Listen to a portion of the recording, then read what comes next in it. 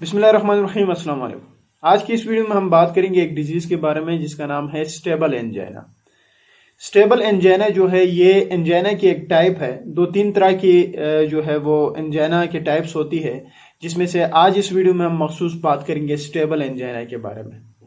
Stable angina का patient जब भी प्रेजेंट कर रहा होता है तो उसकी जो हिस्ट्री होती है, जो प्रेजेंटेशन होती है, वो बड़ी कमाल की होती है। वो कुछ यूं प्रेजेंट कर रहा होता है कि डॉक्टर साहब मेरे सीने में जो है वो शदीद किस्म का, यानी इतना शदीद दर्द होता है कि बर्दाश्त से बाहर है। और ये दर्द उस वक्त होता है जब मैं कोई एक्टिविटी करता हूँ, मतलब मूव करता हूँ, कोई काम करता हूँ, तो तब ये दर्द जो है वो हो जाता है। लेकिन जब मैं आराम करता हूँ, रेस्ट करता हूँ, तो ये दर्द खत्म हो जाता है। तो मतलब ये हुआ कि जो स्टेबल एंजाइना होता है ऐसी टाइप है एंजाइना की जिसमें चेस्ट पेन तो होता है लेकिन विद एक्सर्शन होता है, मतलब एक्टिविटी के साथ होता है। और जो ही आप रेस्ट करते हो तो वो पेन खत्म हो जाता है। और जब इस तरह की प्रेजेंटेशन होती है तो हम उसको स्टेबल एंजाइना जो है वो कहते हैं। ये बात की बात है कि हम कैसे कंफर्म करते हैं कि ये स्टेबल एंजाइना है। वो हम डिफरेंट इन्वेस्टिगेशंस यानी टेस्ट वगैरह करते हैं जिससे कंफर्म हो जाता है कि हाँ ये स्टेबल एंजाइना है। लेकिन ये बात याद रखिए कि जब भी चेस्ट पेन हो और वो पेन किसी एक्टिविटी से बढ़ जाए और रेस्ट करने से खत्म हो जाए या कम हो जाए तो हम उसको स्टेबल एंजाइना प्रेफर करते हैं। अच्छा, अब रिस्क फैक्टर्स तो बहुत सारे हैं, लेकिन इस तरह के पेशेंट्स जब भी प्रेजेंट कर रहे होते हैं तो एक तो वो ओल्ड एज के होते हैं, मतलब 60-70 साल उनकी उम्र होती है। दूसरी है कि उनको पास्ट हिस्ट्री, मतलब पहले से ही जो है वो डायबिटिक होते हैं, वो हाइपरटेंसिव भी होते हैं। उनकी जो लाइफ है उसमें स्मोकिंग की इन्वॉल्वमेंट भी होती है कि वो काफ़ी अरसे से जो है वो स्मोक भी कर रहे होते हैं।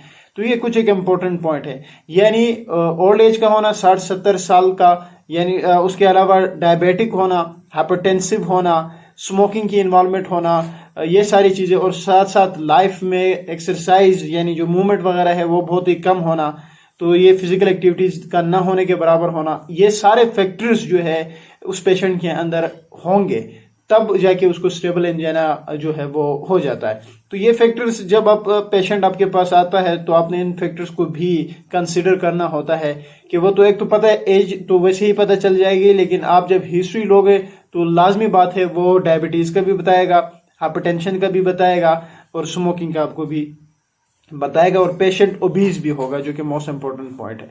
अच्छा, तो ये कुछ एक बातें थी रिस्क फैक्टर्स के बारे में। अब हम बात करते हैं टेस्ट कौन से करते हैं, कौन से ऐसे इन्वेस्टिगेशन है जिससे हम कंफर्म करते हैं कि पेशेंट जो है वो स्टेबल एंजाइना से सफर कर रहा है।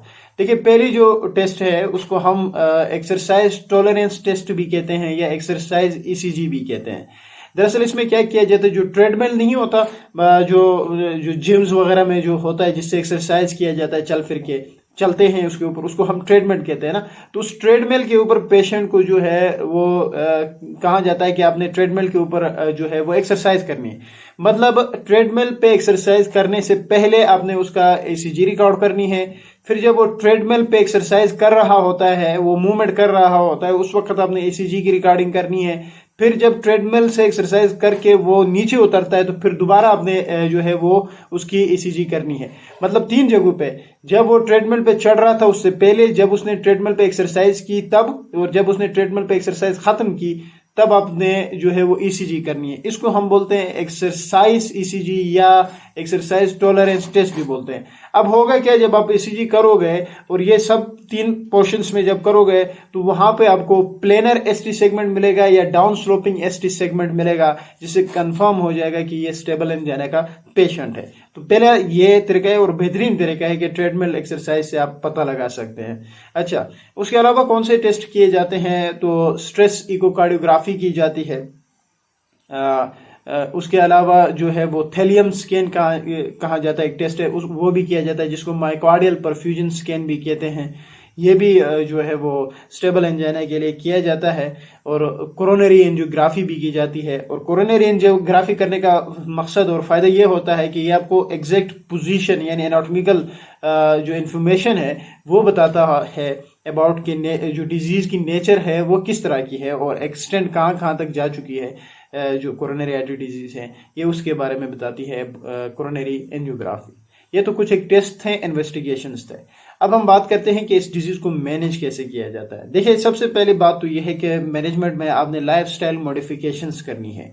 कि देखिए, पेशेंट ओल्ड एज का है, हाइपरटेंसिव है, डायबिटिक है, ओबीज हैं, और उसके स्मोकिंग की इन्वॉल्वमेंट है।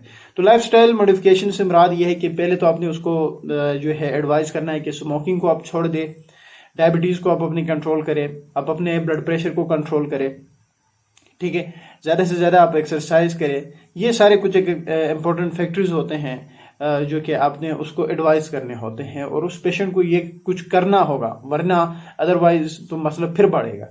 अच्छा, उसके अलावा फिर जो है वो कुछ एक ड्रग्स दिए जाते हैं, जिसमें एंटी एंजाइनल ड्रग्स है, जिसमें नाइट्रेट है, कैल्शियम चैनल ब्लॉकर्स हैं, बीटा ब्लॉकर्स हैं। अच्छा, उसके अलावा एंटी प्लेटलेट ड्रग्स दिए जाते हैं, दैट इज एस्प्रिन और क्लोपिडोग्लियर। एस्प्रिन जो है वो जो डिस्प्रिन के नाम की जो टेबलेट आती है वो एक गोली दी जाती है। एस्प्रिन, डिस्प्रिन, ये सारी चीज़ें करने के बाद फिर जो फर्दर जो मैनेजमेंट है उसमें हम लिपिड लोअरिंग ड्रग्स भी दे देते हैं, क्योंकि पेशेंट ओबीस होता है तो लिपिड लोअरिंग ड्रग जिसको स्टाटीन्स कहा जाता है वो भी बहुत ही इंपॉर्टेंट होते हैं इस पेशेंट को देना। अच्छा, उसके अलावा फिर अगर हम इन्वेसिव मैनेजमेंट की बात करें तो उसमें फिर परक्यूटेनियस इंटरवेंशन किया जाता है, और फिर कोरोनरी आर्टरी बाईपास ग्राफ्टिंग की जाती है। ये सारे तरीके हैं, मैनेजमेंट के ऑप्शंस हैं जो आप स्टेबल एंजाइना के पेशेंट्स में कर सकते हैं। So that's all about stable angina. Thank you.